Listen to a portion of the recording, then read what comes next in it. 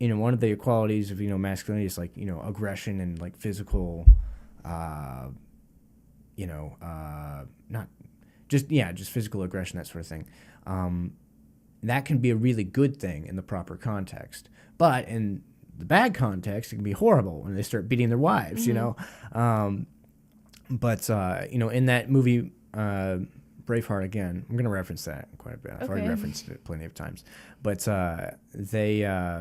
William Wallace, throughout the movie, like he's fighting for ideals, and whenever it comes to every woman that he comes in contact with, he always treats them with respect and all that sort of thing. Mm-hmm. Later in the movie, he meets another woman, and they end up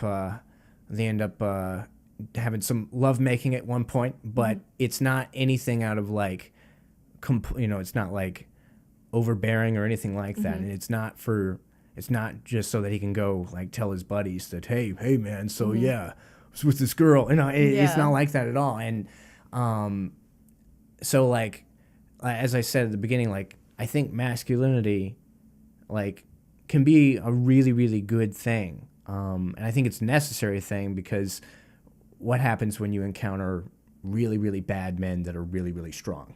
You got to have just as big and just as strong good men to fight them. And so when people say toxic masculinity, I generally speaking, I'm just like, it's not toxic. The masculinity that they're referring to is this counterfeit fake thing that's not really masculine. Like masculinity is defined by the gentleman, And like for instance, like when I asked you over here, like when I think it was yesterday, like, is it okay if we do it at my apartment? Because I want to make sure that you felt safe. You know? That's the thing is like I told my roommates, I'm like, I'm gonna go do a podcast, and they were like, who is this guy? Like, send us the address. Like, do you want us to come? I'm like, this is sad that like we have to be like this nowadays, But we definitely do, like, It's sad. Yeah. But yeah, it's like. But the reason I'm that way is not only because, I love movies like Braveheart, but I had a dad who taught me what it meant to be a real man, and he wasn't like, you got to play football or you're a girl. He wasn't like that.